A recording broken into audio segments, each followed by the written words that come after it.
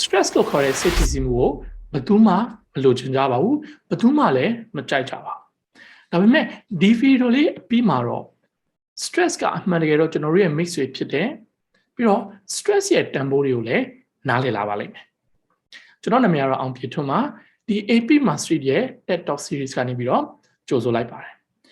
ဒီဗီဒီယိုလေးကတော့ Professor Mcgonigal ပြောခဲ့တဲ့ How to make stress your friend ဆိုတဲ့ TED Talks လေးကိုအခြေခံထားပါတယ်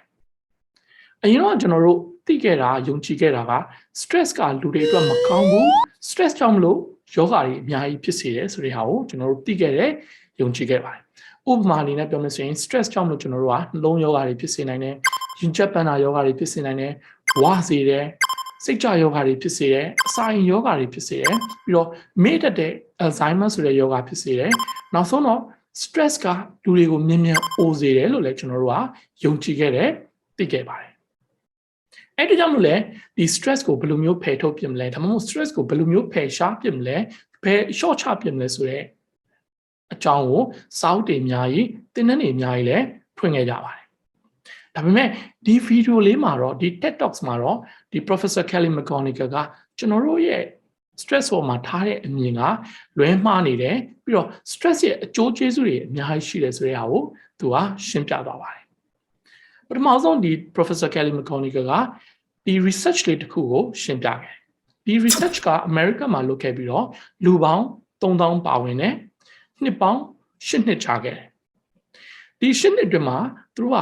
ဒီလူတွေကိုဗာမေးခဲ့တာလဲဆိုလို့ရှိရင်ပထမချက်ကတော့လွန်ခဲ့တဲ့တစ်နှစ်အတွင်းမှာသူတို့စိတ်ဖိစီးမှုဘယ်လောက်ခံစားခဲ့ရလဲပြင်းပြင်းထန်ထန်ခံစားခဲ့ရလားအသင့်တင်လားဒါမှမဟုတ်ဘာမှစိတ်ဖိစီးမှုမရှိတာလားဆိုပြီးတော့မေးခဲ့ပါတယ်ဒုတိယမေးခွန်းကတော့သူတို့ဒီစိတ်ဖိစီးမှုတွေကလူတွေပေါ်စိုးကျိုးတွေအများကြီးဖြစ်စေနိုင်တယ်ဆိုတာကိုယုံကြည်လားမယုံကြည်ဘူးလားဆိုပြီးတော့လည်းဒုတိယမေးခွန်းအနေနဲ့မေးခဲ့ပါတယ်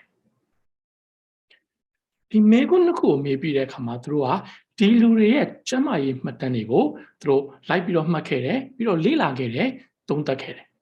သူတို့ရဲ့တွေးရှိချက်တွေအရဘာကိုတွေ့ရလဲဆိုရင်လွန်ခဲ့တဲ့12လအတွင်းဒါမှမဟုတ်တစ်နှစ်အတွင်းမှာ stress ကိုပြင်းပြင်းထန်ထန်ခံစားခဲ့ရတဲ့လူတွေကနောက်ထပ်12လအတွင်းမှာ stress ကြောင့်မလို့ဖြစ်တဲ့ယောဂါတွေကြောင့်သေဆုံးဖို့ရာခိုင်နှုန်းက43ရာခိုင်နှုန်းလောက်မှမြင့်တက်လာတယ်ဆိုတာကိုတွေ့ခဲ့ရတယ်43ရာခိုင်နှုန်းဆိုတာအများကြီးကျွန်တော်တို့များလာတယ်လို့ပြောလို့ရတယ်ဒါပေမဲ့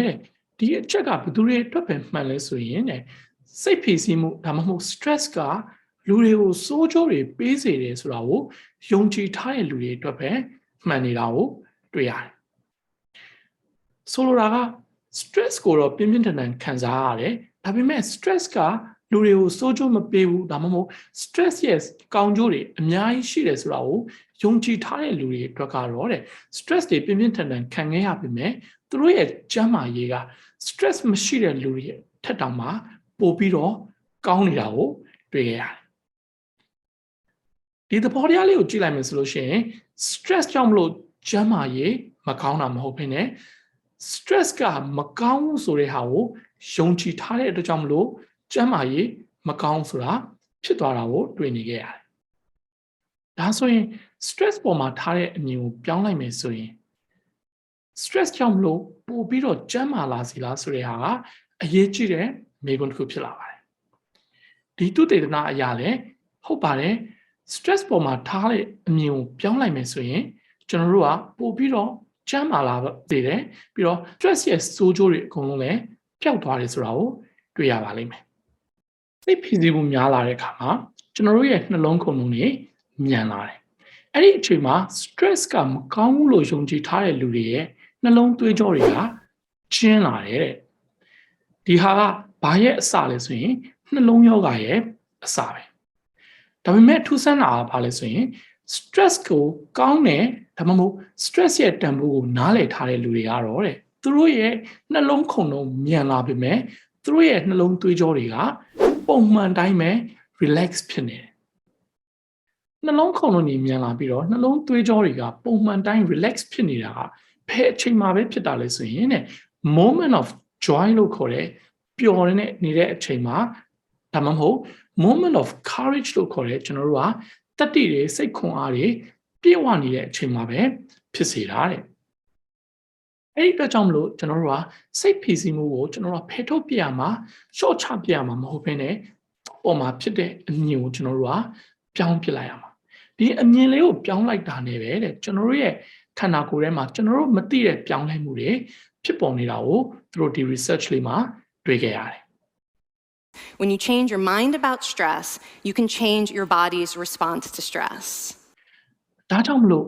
နောက်တစ်ခါစိတ်ဖိစီးစေတဲ့အခြေအနေတစ်ခုဒါမှမဟုတ်ပြဿနာတစ်ခုကိုရင်ဆိုင်ရတဲ့အခါမှာဥပမာကျွန်တော်တို့နှလုံးခုန်လုံးတွေမြန်လာတယ်အသက်ရှူတွေကျက်လာတယ်ချွေးတွေထွက်လာတယ်လက်တွေအေးလာတယ်ဒူးတွေတုန်လာတယ်ဆိုတဲ့အချိန်ပါဒါကို stress ဖြစ်နေလို့မမြင်မဲနဲ့အမှန်တော့ဒါတွေကကျွန်တော်ရဲ့ခန္ဓာကိုယ်ကဒီပြဿနာကိုရင်ဆိုင်ဖို့အတွက်ဒီစိန်ခေါ်မှုကိုရင်ဆိုင်ဖို့အတွက်ပြင်ဆင်ပေးထားတယ် ready ဖြစ်အောင်လုပ်ပေးထားတယ်လို့ကျွန်တော်တို့ကမြင်ရမယ်ပြောင်းပြီးတော့တွေးလိုက်ရမယ်ဒီလိုမျိုးပြောင်းပြီးတွေးလိုက်ရင်ကိုကျွန်တော်တို့က stress ကစိတ်ဖိစီးမှုကမကောင်းတဲ့ဆိုးကျိုးကိုပေးမှာမဟုတ်တော့ဘဲနဲ့ကောင်းကျိုးကိုပေးဖို့အတွက်ကျန်းမာရေးကိုပိုကောင်းလာဖို့အတွက်ဒီပြဿနာကိုရင်ဆိုင်ဖို့အတွက်အစဉ်စဉ်ဖြစ်အောင်လုပ်ပေးတာ ਨੇ အတူတူပဲဖြစ်သွားပါတယ် Professor Kelly Mcgonigal အဓိကပေးခြင်းတဲ့ message ကလည်း stress ကကျွန်တော်တို့ရဲ့ရန်သူမဟုတ်ပါဘူး stress ကိုကြောက်စရာလည်းမလိုပါဘူးမှန်တော့ stress ကပေးတဲ့ခန္ဓာကိုယ်ရဲ့ပြောင်းလဲမှုတွေဟာသဘာဝတရားကနေပြီးတော့ကျွန်တော်တို့ဒီစိန်ခေါ်မှုတစ်ခုကိုရင်ဆိုင်ဖို့အတွက်အစဉ်သင့်ပြင်ပေးခြင်းတာဖြစ်ပါတယ်အဲ့တော့ဒီဗီဒီယိုလေးဒီ talks လေးကနေကျွန်တော်တို့ဘာကိုရစေနိုင်လဲဆိုလို့ရှိရင် stress ပေါ်မှာမြင်တဲ့အမြင်လေးကိုပြောင်းလိုက်ပါအဲ့လိုပြောင်းလိုက်မယ်ဆိုလို့ရှိရင်ကျွန်တော်တို့ကပို့ပြီးတော့ကျမ်းမာတဲ့လူတစ်ယောက်ဖြစ်နိုင်တယ်လို့မျိုးပဲ